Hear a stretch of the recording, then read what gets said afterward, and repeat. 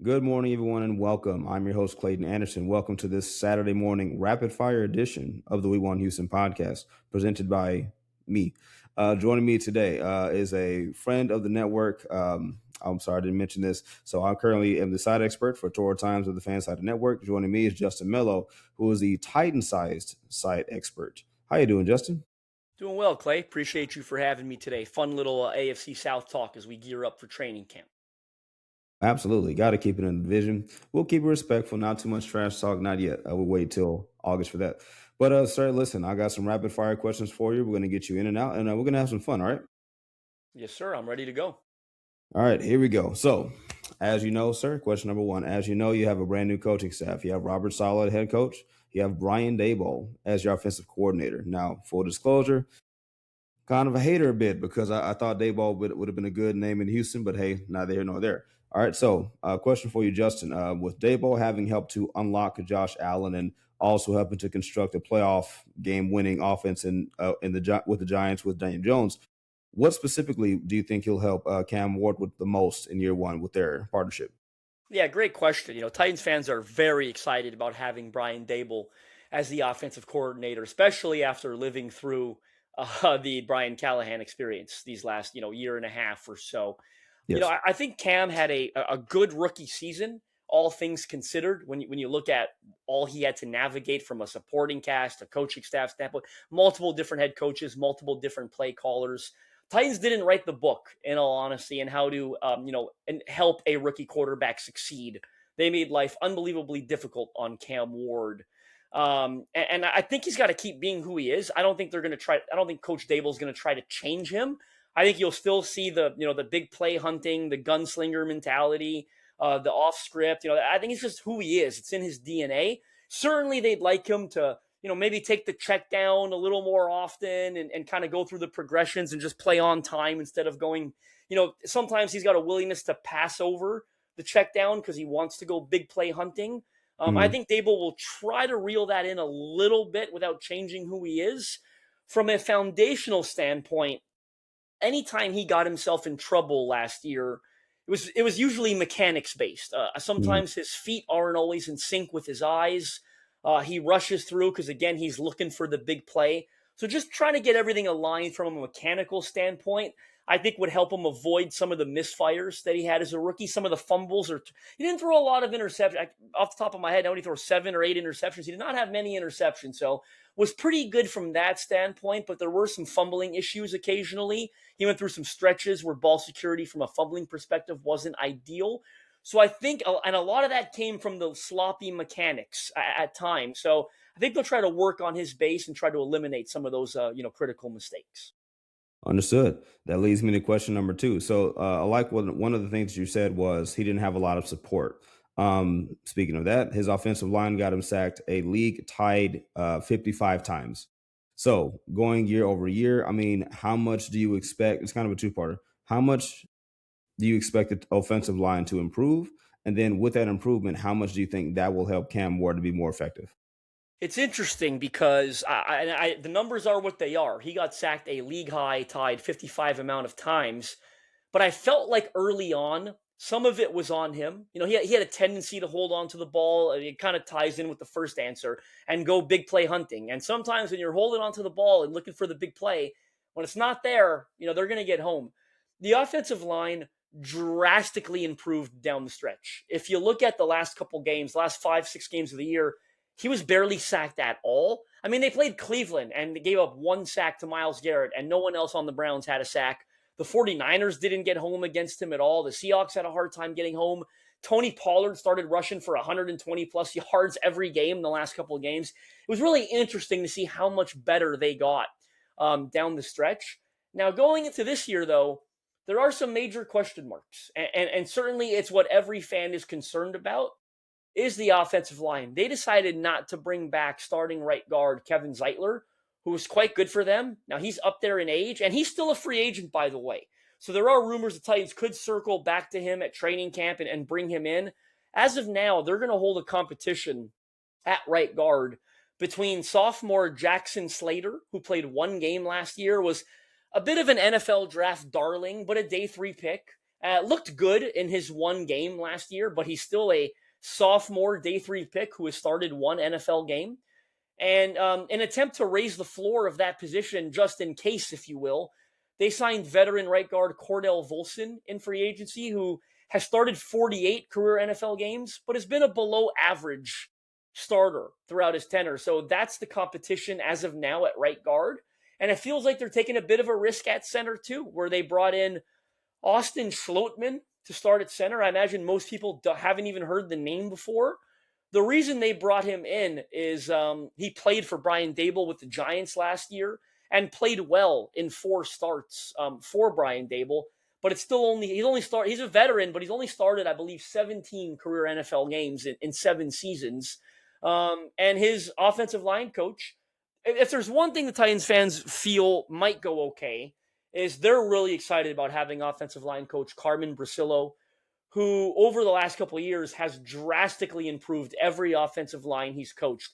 I don't have the advanced analytics in front of me. I knew them at one point, but when he took over the Las Vegas Raiders offensive line, I want to say they went from like 30th in the league in pass block win rate to 9th.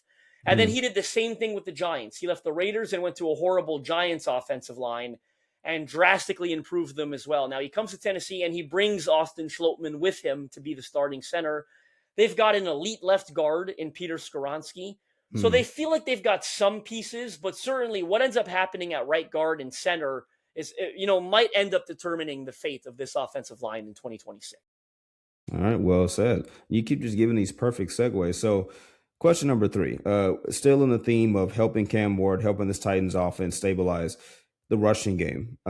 You guys had the 3rd worst rushing attack per game in the NFL last season. You were ranked 30th overall at 93.5 yards per game, and you were ranked second to last in touchdowns scored from the running back position at 9. Tied with a lot of teams with 9. So how much more do you need from your rushing attack? Or I guess the better way to ask this is, what do you need from your running back room in order to be a more prolific offense next season? Do you need top 10, top 15, top 20? What improvements are you looking forward to? Yeah, I'm really curious to see what the split is going to be on offense, because it certainly feels like this offense will probably go as far as Cam Ward takes them. I wouldn't be surprised if they're a pass-heavy offense based on his skill set and what they've done in the receiver room, which I'm sure we'll get to at some point here. Again, it's similar to the offensive line, and it's probably not a coincidence that they go hand in hand. The run game got drastically better down the stretch last year. It was almost shocking to see after such a poor start. Here's Tony Pollard's last 5 games, by the way. 161 rushing yards and 2 touchdowns against the Browns. 104 yards against the 49ers. And a touchdown. He averaged 7.4 yards per carry in that game and 6.4 yards the week before. The following week against Kansas City, 102 yards, 5 yards per carry. 3 consecutive games of between 102 and 160 yards and 5 yards per carry or better. Second last week, he had 85 rushing yards and averaged 4.7. Final week was more of a struggle as they got destroyed after Cam Ward got injured on the first series of the game. So running game improved drastically down the stretch as the offensive line got better. Funny how that works. Once they started creating rushing lanes for him, he started taking advantage. He's had 1,000 rushing yards in 4 straight seasons. He's one of those running backs, in truth, that kind of gets what's blocked. He's just very consistent, not overly dynamic or explosive, but if you block for him, he's going to be effective. They need something similar out of him, and they need Tajay Spears to be healthy. In all honesty, they've really missed, he's been hurt in consecutive years where he's missed about 5-6 games per season. And you could tell when he's been out there, he hasn't quite been himself. He had a really good summer, OTAs and minicamp. When he's healthy, it's really unfortunate because when he's healthy, he's super explosive and dynamic in space, and he makes guys miss, and he's an asset in the passing game because of how he makes, the miss, again, out in space. So, they don't have an elite running back room, not by any stretch of the imagination. But if Tajay Spears is healthy and the O-line is blocking for Tony Pollard, I think the sentiment is they'll be just fine. Understandable, respectable. Question number 4, and we're making some great time here, by the way. So let's flip the side of the football. We've been doing all offense. Defense, Mr. Jeffrey Simmons, right? a guy who we know very well in Houston. Gave us a Troy Polamalu like sack last year. Much respect to him, sir. Do you feel like he was disrespected by landing at 83rd overall on the NFL's top 100 list? Yeah, absolutely. And I think every Titans fan, and not just, I think everyone who watches football, honestly, at a high level, knows how good Jeffrey Simmons was last year. I mean, 11 and a half sacks from the D tackle spot. To me, it's like having 18 sacks at edge, right? Like, you don't really see many interior guys with double digit sacks. He was the best defensive tackle in football last year. I don't think it was particularly close. I don't think there are 25 better players in the NFL right now than Jeffrey Simmons. I'm not sure there are 20, better players than Jeffrey Simmons right now. Titans just rewarded him with a handsome extension, well deserved. He's going to be here for the long haul. And there's a lot of excitement over having him play in a Robert Saleh coach defense, an attack style defense that's really aggressive in their pursuit of the quarterback. I don't think so. I mean, he said at OTAs, I haven't really played in a system like this. And I think my ceiling is even higher, under Robert Saleh. So a lot of excitement for Jeffrey Simmons heading into 2026. Brand new extension, some new teammates on the D-line that he's really excited to play with, and a new scheme that's going to prioritize his ability to get after the quarterback.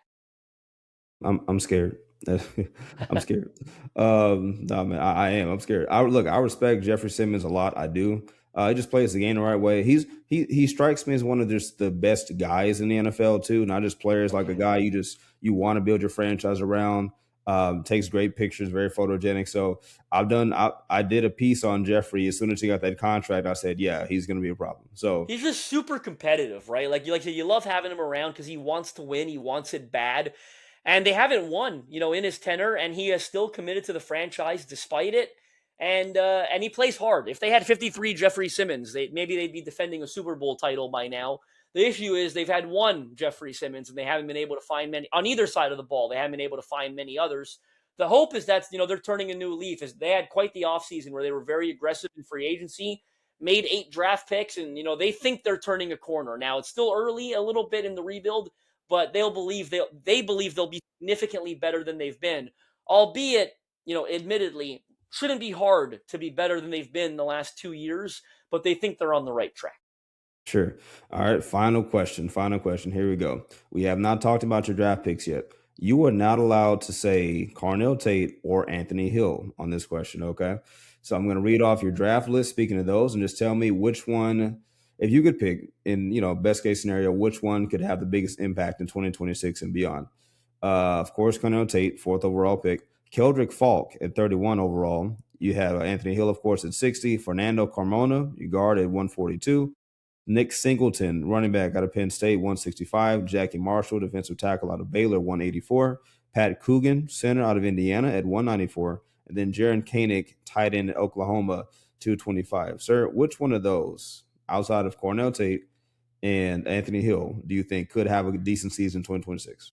Well, I think by process of elimination, you haven't given me many choice, so it's going to have to be Keldrick Falk, right? I mean, they traded up for him to get him at number 31 overall. We're talking about a first-round pick. And what's interesting, a really interesting case study, Keldrick Falk, had almost no sack production this past year at Auburn, was still considered a first-round pick because he's huge. I mean, he's massive, he's long. The wingspan and length are the intangibles that you can't coach and you can't teach. And in truth, when you dive into the Auburn tape this past year, they asked him to play a selfless role. It was almost mean of them, considering it was a draft year for him. They did not ask him to get after the quarterback at all. They wanted him to just take on blocks, hold up the point of attack. He was really good in the run game on tape, but the sack production would have helped the reputation for those who don't actually watch the tape, right? And here's why I've got a lot of confidence in Keldrick Falk landing in Tennessee, because as we know in the draft, landing spot always matters, right? Mm-hmm. When Robert Saleh got up there and spoke about the pick, and Titans fans had said this beforehand, and then he said it himself. Now, I'm obviously paraphrasing, but he's Eric Armstead, who well in the division, obviously, playing in Jacksonville. And Robert Saleh's like, I've already coached this guy. His name is Eric Armstead, and I developed him into a high-level defensive lineman because I know what to do with guys who are this big and this long. And I think Falk is going to play a selfless role on this Titans D-line too. It's probably not, the sack production is not going to jump off the screen, but the sack production is supposed to come from Jeffrey Simmons and John Franklin Myers, who they gave a big contract in free agency, Jermaine Johnson, who they traded Jermaine for. Johnson. They're going to ask, and they rotate linemen a lot in this system. So Keldrick Falk's not going to be an every down guy, but he's going to play on that edge with, early downs, stop the run like he did. Guess what? The plan is Jeffrey Simmons can rush the passer on third down because Keldrick Falk helped you stop the run on first down, right? Like that's the kind of guy that he's going to be for them. And they're going to rotate again on the edge. It's going to be him. It's going to be Jermaine Johnson. John Franklin Myers can kick outside on occasion. And I know there's not a lot of talented names, but they're really bullish on Jacob Martin, who was really underrated for the Washington Commanders last year, had like 50 quarterback pressures, career high 5.5 sacks. They've got a sophomore second round pick in Femi Oladejo. Like they're going to rotate those edges a lot and ask Keldrick Falk to do some of the dirty stuff. So Jermaine Johnson can rush the passer. And of course, Jeffrey Simmons and John Franklin Myers on the inside. So I think, of course, outside Carnell Tate and Anthony Hill, who would be the correct answers to that question, you got to assume Keldrick Falk's going to have some good opportunities to play on early downs. Hey, man, I had to make it hard for you, of course. But no, hey, listen, man, I really enjoyed this. I feel much more informed. I'm scared. I'm scared. I am. Look, I'm excited that our division is getting better. It's on the upswing. There's a very good chance that the Titans are not going to be the doormat that a lot of people think they're going to be. And it's going to start on defense. No disrespect to Cam Moore, but that's just what it is because the Titans were a thorn in our sides on defense last year. And if the offense can get any more stable, then absolutely, I believe the Titans can finish with around maybe 6 or 7 wins, which would be a vast improvement, if not more. But anyway, that's the track they think they're on. Sorry, that's the track. Yeah, they think they're on a 6-7 win track, and and you never know. I guess the sky's the limit. If Cam Ward takes a step, it's obviously not the common thing, but we saw what the Patriots and the Bears did last year very unexpectedly when their sophomore quarterbacks took a step. If Cam Ward can take that kind of step and the defense is good, then you never know. But I think realistically, they're probably a 6-7 win team. I don't know that in truth, the Texans, I think, are the best team in the division. I've got them winning the AFC South this year. Being honest, yeah, obviously there's a bit of a rivalry between the two franchises, but I really like what they did this offseason. I think they're going to surpass Jacksonville. I think they're legitimate contenders to represent the AFC in the Super Bowl. I truly do. I think if things go well, I think there's some questions on the offensive line still and how they're going to protect C.J. Stroud. That could be decisive, but I think obviously the defense is going to be elite again. I think David Montgomery was a huge addition.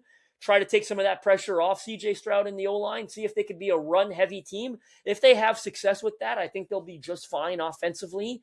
Of course, again, the questions on the O-line will maybe help determine, but I think they're potentially a 13-win football team this year.